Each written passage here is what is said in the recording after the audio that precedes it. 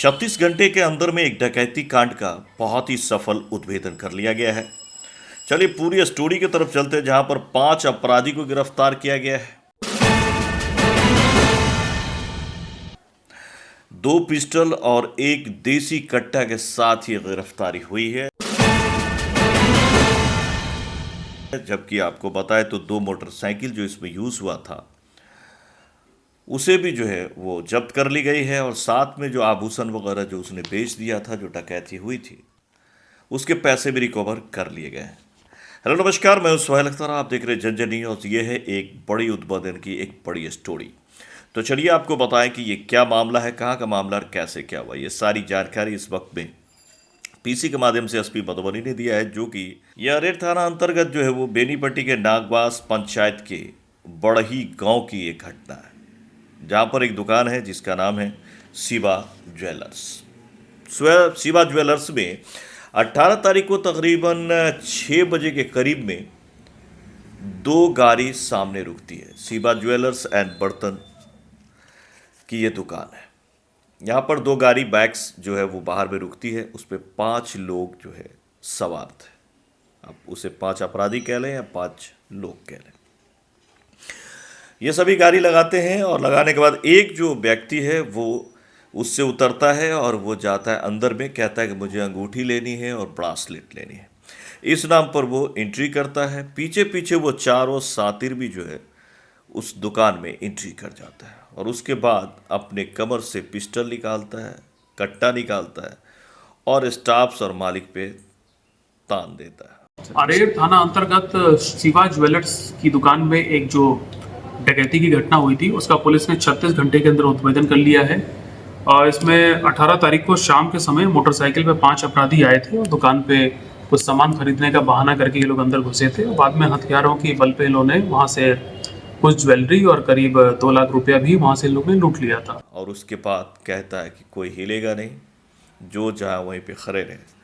फिर उसके बाद सोने चांदी की जो है वो लूट करता है, और साथ में जो है जो उस दिन का कैश था काउंटर में वो भी लेकर के फरार हो जाता है।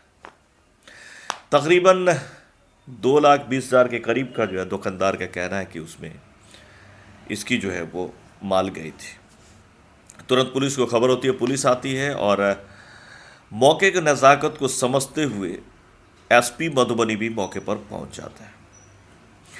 और वो पहुंचने के बाद बेनीपट्टी के एसडीपीओ के साथ एक एसआईटी की टीम गठन करते हैं, जिस टीम में जो है वो हर तरह के जो स्टाफ्स की ज़रूरत है, जिस चीज़ की ज़रूरत है उस टीम में सबों को एकत्रित की जाती है और काम को शुरू कर दिया जाता है।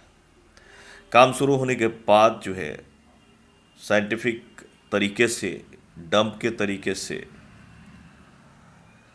और वो जो डब्बा होता है सीसीटीवी का, उस डब्बे से सीसीटीवी फुटेज और कई जगह की सीसीटीवी फुटेज को खंगाली जाती है, और फिर इस पे तफ्तीश शुरू कर दी जाती है। तो इस घटना को बहुत ही सीरियसली लेते हुए एसडीपीओ बेनीपट्टी के नेतृत्व में एक विशेष टीम का गठन किया गया था, जिसमें सीआई बेनीपट्टी, एसएचओ अरेर, टेक्निकल सेल के हमारे जो कर्मी है वो सभी लोग इसमें शामिल थे।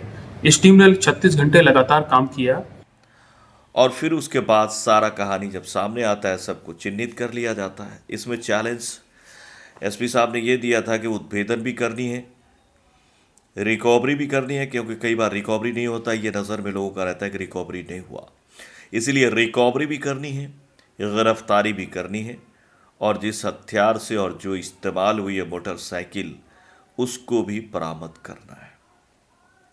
चैलेंजिंग बड़ी थी, लेकिन बेनीपट्टी एसडीपीओ ने एसपी साहब के नेतृत्व में बेहतरीन काम किया, उनकी पूरी टीम ने, जिसमें सारे सेल्स काम कर रहे थे, डंप वगैरह की गई, और फिर उसके बाद चिन्हित किया गया, और सभी को जो है, और इसके बाद इसमें 5 अपराधियों की अरेस्टिंग की है।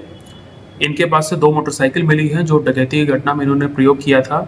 1,26,000 लूटा हुआ रुपया बरामद कर लिया, 2 देसी कट्टा बरामद किया, 1 देसी पिस्टल बरामद हुई है, 8 mm का जिंदा कारतूस बरामद हुआ है, 4 मोबाइल फ़ोन बरामद हुए हैं जिसका प्रयोग इन लोगों ने डकैती में किया था। और घटना में प्रयोग किया गया ग्लव्स और जो कपड़े इन्होंने पहने थे, जूते पहने थे, ये सारी चीज़ें पुलिस ने बरामद कर ली हैं। सभी को जो है वो अरेर थाना अंतर्गत जो है कपसिया पुल के पास से एक गाछी से जो है पांचों को गिरफ्तार कर लिया गया। और ये जो पांचों गिरफ्तार हुए हैं वो एक ही जगह से गिरफ्तार हुए हैं। इसका मतलब है कि फिर से कुछ प्लान कर रहे थे, लेकिन चूंकि यहाँ पर नज़र थी पुलिस की और लगातार नज़रें बनाए हुए थे और इसी तरह के मौके की तलाश में थे, और फिर इन लोगों को जो है गिरफ्तार यहाँ से कर लिया गया। और इसके साथ जो है रिकवरी भी। चलिए आपको बताया कि कौन कौन गिरफ्तार इसमें हुआ। देखिए मैं आपको बताऊं, इसमें जो एक धीरज कुमार नाम का अपराधी गिरफ्तार है, ये दरभंगा का रहने वाला है, बहेड़ा का। अशरफ अली गिरफ्तार हुआ है, ये राजनगर मधुबनी का रहने वाला है। मनीष कुमार मंडल गिरफ्तार हुआ है, ये दरभंगा बहेड़ा का है। चंद्र भूषण रंजन गिरफ्तार हुआ है, ये भी दरभंगा बेता का है। और नीरज यादव दरभंगा मनीगाछी का है। तो आप लोग देख सकते हैं कि इसमें ज़्यादातर अपराधी दरभंगा जिले के थे।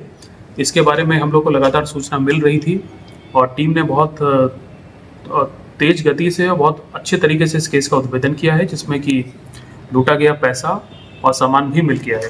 तो और हम लोग ने ये पाया है कि इसमें जो ये अपराधी थे, इन लोग का पूर्व से भी आपराधिक इतिहास है। दरभंगा के नगर थाना में इन लोग पे 2024 में केस दर्ज है, दरभंगा के नेरा थाना में भी केस दर्ज है।